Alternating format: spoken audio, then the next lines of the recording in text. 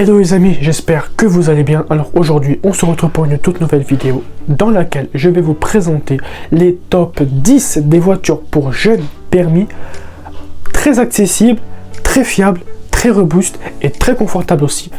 Si tu as eu ton permis ou alors tu vas avoir ton permis et que tu hésites entre plusieurs voitures, tu ne sais pas s'il faut un moteur électrique, un moteur thermique, une voiture en moteur manuel, en motorisation manuelle, automatique, tu ne sais absolument rien, et bah tu es tombé sur la bonne vidéo. Et à la fin de la vidéo, n'hésite pas à me dire, selon le classement, quelle voiture t'a plu et quelle voiture tu comptes acheter dans les commentaires. Je serais très curieux de savoir si tu vas reprendre une de mes voitures que j'ai citées dans la vidéo. Alors, il faut se dire, déjà pour que je prévienne, c'est un top 10, donc forcément, il n'y a pas des voitures qui vont plaire à tout le monde. Moi, j'ai sorti des voitures plutôt évidentes pour des jeunes permis et qui sont très accessibles, on va dire. Voilà.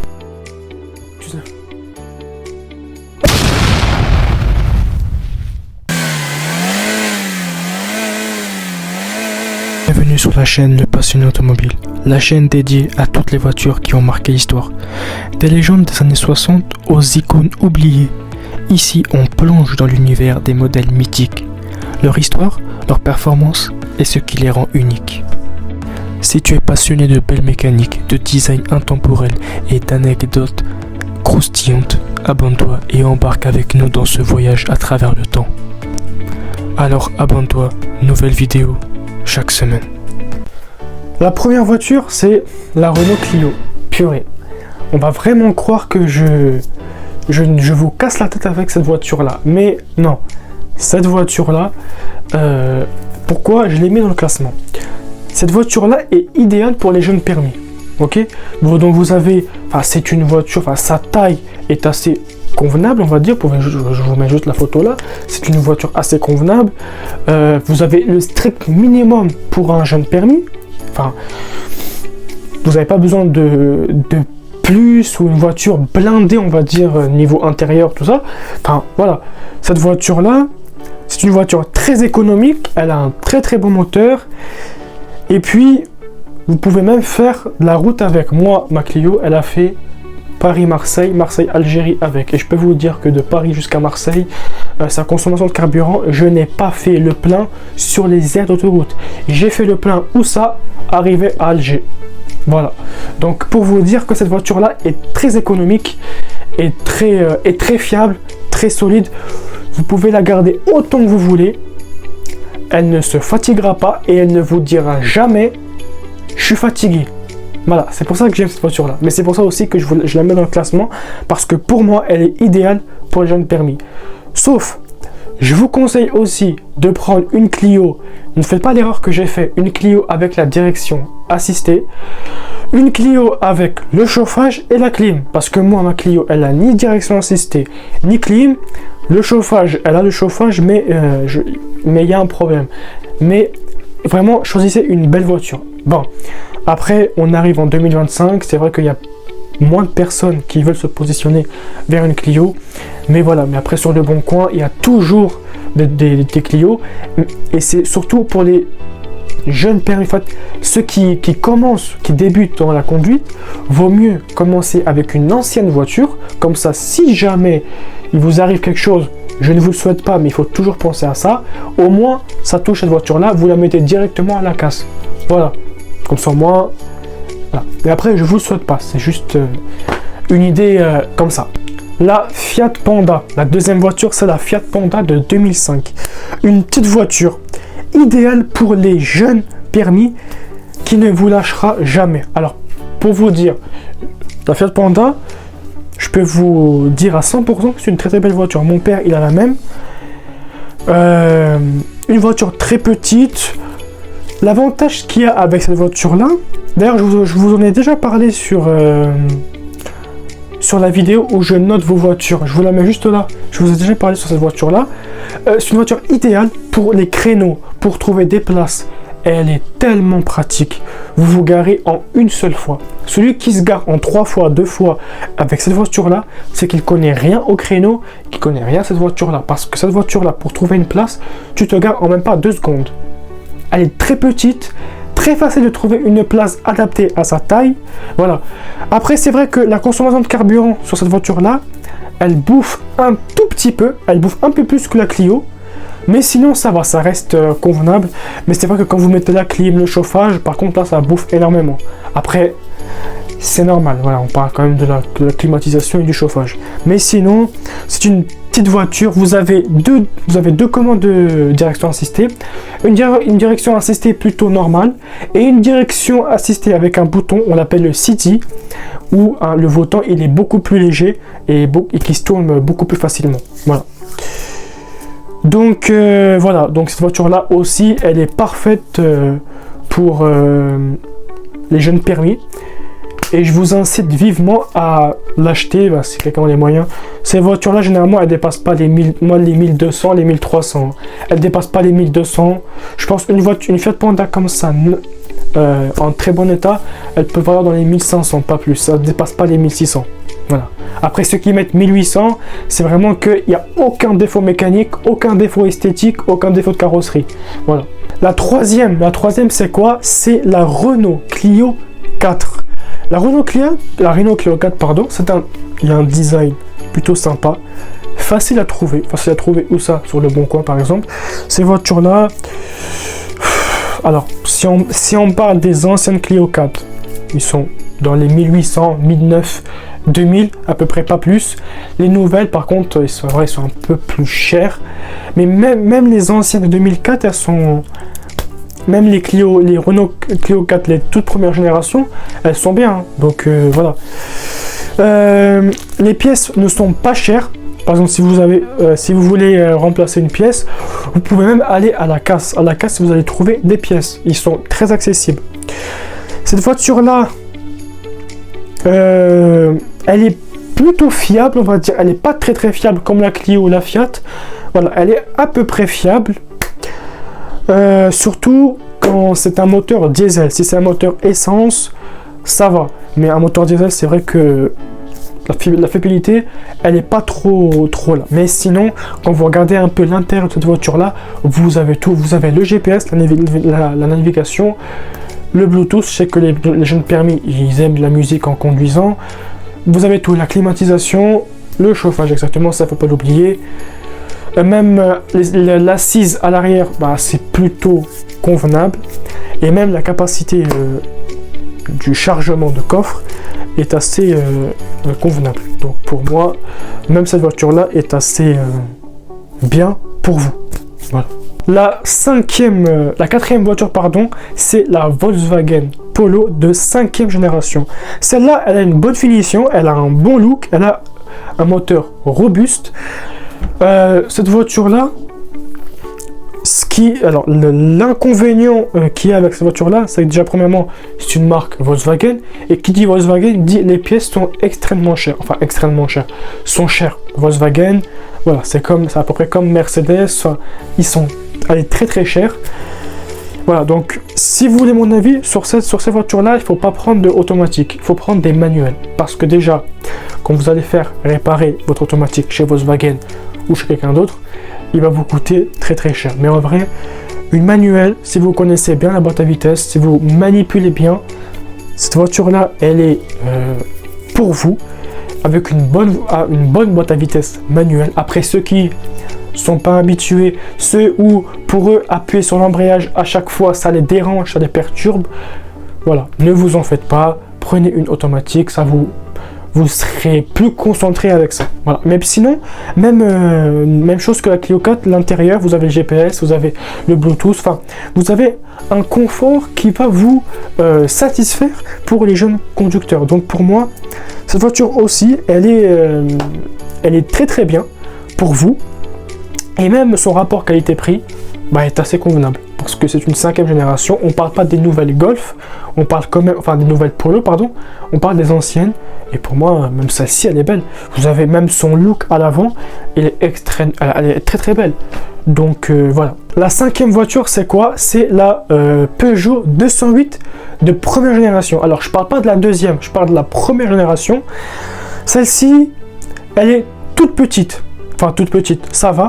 Voilà, elle fait à peu près, voilà. Si je fais, ça fait comme ça, à peu près. Voilà. Elle est très petite. Même son petit volant, son petit tableau de bord, elle est magnifique. Sur cette voiture-là, vous avez un truc extraordinaire, c'est l'option Park Assist. L'option Park Assist, c'est une option que Peugeot a inventée. C'est la voiture va calculer les dimensions de la place de parking pour trouver une place facilement, se garer facilement et sortir du stationnement facilement. Sauf que c'est pas vous qui allez la garer, c'est la voiture elle-même qui va se garer toute seule. En fait, voilà, vous avancez, elle vous dit stop, vous vous stoppez, vous actionnez la marche arrière, vous lâchez les mains et c'est elle qui va tourner le volant. Vous par contre, vous avez juste à accélérer et à surveiller la pédale de frein et l'embrayage. Vous avez juste ça à faire. Et Le Park Assist, c'est parti. Je monte dedans, on me filme et je vous montre le fonctionnement. En premier, je viens appuyer sur le P. Et sur la 208, j'ai le choix de soit rentrer en créneau, soit de sortir en créneau. Là, je vous fais la démonstration quand je rentre en créneau. Donc là, je vais choisir de rentrer en créneau. Je rentre en créneau. Je mets le clignotant hop, du côté où je veux aller. Et j'avance à moins de 20 km/h. Quand je vais avoir détecté la place, je vais avoir une première sonnerie. Et là, en fait, je suis en boîte manuelle, donc je passe ma marche arrière, je lâche le volant et je recule. La voiture, elle va venir automatiquement se mettre à sa place. Et quand la voiture elle est à sa place, je m'arrête. C'est fini. Et le volant, c'est elle qui va guider. Voilà. Et ça, franchement, je trouve ça très génial pour les personnes qui n'arrivent pas à faire des stationnements, notamment les créneaux. Parce que les créneaux, quand il y a une place de parking ici et que là, c'est la route, voilà, des fois, on gêne celui qui est derrière et des fois, voilà, on abandonne, on va trouver une place ailleurs. Voilà, vraiment, cette voiture-là, elle est faite pour vous. Et cette voiture-là, elle n'est pas encore, comme ils disent les jeunes, démodée. Non, c'est une voiture économique, robuste. Même chose pour l'intérieur que les anciennes voitures. Il y a un confort extraordinaire. Son rapport qualité-prix est comme ça et au top. Et en plus, elle est très très belle. Niveau carrosserie, elle est magnifique. Pour moi, en fait, voilà. Toutes les voitures que je vous cite, c'est à vous de choisir. Après, bon, si c'est pas votre voiture sur la liste, tant pis. Mais pour moi, cette voiture-là, elle est parfaite pour vous. Voilà. La huitième voiture. La huitième voiture, c'est quoi? C'est la Dacia Sandero Stepway de première génération et la nouvelle génération qui vient de sortir. Alors moi, je vous conseille pour moi, je vous conseille la première génération, déjà, parce que la première génération, elle a beaucoup plus de style que la deuxième, déjà. Enfin, après, c'est mon avis. C'est une voiture, celle-là, comme ils disent, ce n'est pas... Enfin, elle a un truc de différent comparé aux autres voitures. Enfin, ça c'est pareil chez Dacia. C'est pas une traction arrière. Comme la Clio, comme la Fiat. C'est pas une traction arrière. C'est une traction avant. C'est-à-dire que quand vous êtes sur des montées, une très très grosse montée, la voiture, quand vous stoppez, elle aura du mal à monter. C'est-à-dire qu'elle va patiner. Même des fois, elle va même déraper. C'est normal parce qu'elle est très très... Enfin, c'est une traction avant et c'est ça l'inconvénient des tractions avant. Voilà. Mais sinon, à part ça, vraiment, si vous savez manier cette voiture-là, si vous savez manier toutes les voitures en général, vous saurez conduire cette voiture-là, même si c'est une traction arrière ou avant, c'est peu importe. Mais sinon, c'est une très très belle voiture, même sa carrosserie, le design, il est plutôt bien fait. Franchement, Dacia a fait un très très fort là-dessus. Même pareil pour l'intérieur. Vous avez tout à votre convenance. Et même la motorisation est nickel parce que sa consommation de carburant, en fait, elle consomme rien du tout. Et vraiment, on a vraiment besoin d'une voiture qui consomme rien en 2025 avec l'essence qui arrive presque à... Si je dis pas de bêtises, le diesel il arrive à 1,78, le diesel... Non, même pas 1,78, si. dans certains centres, il arrive presque à 1,80 le diesel, et l'essence, il est quoi? Il est à 1,69, 1,70, après moins, mais voilà. Mais sinon, vraiment, cette voiture-là aussi, elle est pas mal. La 7e voiture, c'est la Citroën DC3, la Citroën C3, pardon, de 2010 à 2016. 2010-2016, parce qu'il y a eu des générations qui ont changé. Celle-là aussi, il y a une bonne prise du volant, un confort de conduite plutôt bien, l'assurance qui n'est pas chère. Après, j'ai vu un peu sur internet par exemple, ils te disent que les finitions intérieures sont pas ouf. Alors, moi je sais pas d'où ils parlent des définitions. Pour moi, cette voiture-là, l'extérieur du véhicule, il est plutôt pas mal. Voilà. C'est une voiture assez simple. Vous avez tout. Pour moi, les finitions de la voiture sont... Citroën a bien fait les choses. Après voilà, même l'intérieur du véhicule. C'est une voiture qui ne consomme pas. Et l'intérieur pareil, hein. Vous avez tout à votre convenance. Vous avez tout ce qui est le Bluetooth, GPS. Non, si je dis pas de bêtises, sur cette voiture-là, il n'y a pas de GPS. Il n'y a pas. Non, il n'y a pas sur cette voiture-là. D'ailleurs, je vous mettrai une image d'intérieur. Il n'y a pas sur cette voiture-là GPS. Parce que ça sera sur les prochaines Citroën que Renault va intégrer ça sur ces voitures-là. Mais sinon, pareil, une très très bonne voiture. Et j'espère que si vous avez cette voiture-là, dans les commentaires, les personnes qui ont les voitures que je vous ai citées là, les personnes qui ont ça, manifestez-vous dans les commentaires. J'aimerais bien savoir et peut-être aider des personnes à choisir. Par exemple, si vous avez une voiture que je cite dans les vidéos, et dites oui, cette voiture elle est bien. Enfin, essayez de donner le plus d'avantages sur votre voiture par exemple. Voilà. La 8e voiture, c'est la Suzuki Swift. La Suzuki Swift est une voiture petite, très légère, très fun aussi. Apparemment, ils te disent que c'est vrai. Par contre, l'habitacle un peu trop juste à l'arrière. En fait, à l'arrière, on n'a pas de place. Et j'ai oublié de vous dire pour la Fiat Panda, l'arrière, on n'a pas de place. En fait, pour les jambes, il y a de la place à l'avant, mais à l'arrière, il n'y a pas de place. En fait, il faut vraiment être serré pour ceux qui sont grands. C'est pas votre voiture, c'est pas une bonne voiture pour vous. Et la Suzuki Swift aussi, il faut vraiment choisir une voiture adaptée à votre situation, on va dire. Voilà. Mais sinon, oui, pour moi, elle est pas mal. Elle a une belle gueule, comme on dit, un bon caractère. Vous avez la couleur rouge, la couleur noire, la couleur grise. Celle-là, c'est la nouvelle génération, parce que l'ancienne, ça sert à rien d'acheter une ancienne, plutôt acheter une nouvelle, qui est assez... Elle coûte pas très cher, cela. Voilà, vous avez du rouge, du noir, du blanc, du gris, du bleu, on va dire bleu foncé. Voilà, après pas... Voilà. Mais sinon, elle est pas mal. La 9e voiture, alors que je peux vous conseiller, c'est la Clio 4. La Clio 4, alors, qui est idéale pour jeunes permis. Ok, donc en fait, vous avez... Même les assises à l'arrière ou à l'avant sont... voilà, vous êtes bien assis, bien enfoncé aussi, enfin, à votre guise, à votre confort. Vous avez tout qui est à votre disposition. Et même la direction de cette voiture-là, elle est plutôt fluide. Après, à choisir, ne choisissez pas une diesel, choisissez une essence, déjà parce qu'elle consomme moins, et en même temps, même la motorisation est beaucoup plus douce qu'une diesel. Voilà. Mais sinon, voilà. Après, vous avez vous n'avez pas de GPS, hein. Enfin, pas sur les premières générations, mais sur les deuxième, troisième, vous avez le GPS intégré. Mais sinon, voilà. Pour moi, je vous dis, la Clio 3, elle est plutôt pas mal. Et enfin, la 10e, que j'aurais dû faire en premier, mais c'est pas grave, c'est la Clio 2. La Clio 2, à partir de 2000, qui va un peu jusqu'à 2004, voilà, ou 2005. C'est celle-là que je vous conseille parce que déjà, elle est petite. En fait, c'est la suite de la Clio que je vous... La Clio, la toute première génération que je vous ai parlé, c'est la suite un peu que cette voiture-là, voilà, elle a une direction assistée, elle est économique, elle petite, même pour les créneaux, c'est facile de trouver une place adaptée à sa taille.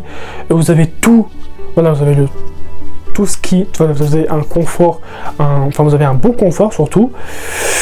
Puis voilà, si même sa motorisation, prenez pas en diesel, prenez en essence avec une boîte à vitesse manuelle. Voilà, c'est plutôt, voilà, c'est beaucoup mieux que diesel. Et même la capacité de chargement du coffre est nettement mieux. Et puis voilà, donc je pense que j'ai fait le tour. Petite aide bonus, avant de craquer sur une voiture, enfin sur la voiture de vos rêves, pensez bien à vérifier le carnet d'entretien, comparer plusieurs assurances parce que tu as certains modèles où l'assurance est très chère. Et le troisième, il faut fuir les voitures trafiquées, les voitures un peu plus sportives. Déjà ça, c'est interdit en France, il n'y a pas qu'en France. Parce que déjà, premièrement, ça coûte très cher en assurance. Et en même temps, elle peut vous causer de très gros problèmes sur la route. Et le quatrième point, faire des essais routiers. Parce que des fois, on ne fait pas d'essais, mais c'est sur la route qu'on voit les problèmes du véhicule. Des fois, on entend quelques bruits de roulement, le bruit du moteur, on entend un peu. Enfin, donc pensez bien à faire un essai sur la route. Et puis voilà, donc ça c'est vraiment les 4 points bonus que je vous ai fait. Donc voilà les amis, si cette vidéo vous a plu, n'hésitez pas à vous abonner, à liker, à partager, faites ce que vous voulez.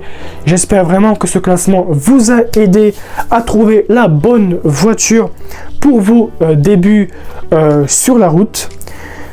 Si toi aussi tu as un modèle en particulier que tu veux partager l'expérience, n'hésite pas à le mettre en commentaire comme je disais précédemment. Et ben ça serait un très grand plaisir que je regarde un peu vos messages. Et puis voilà, donc n'oubliez pas de vous abonner, de liker, de partager, faites ce que vous voulez.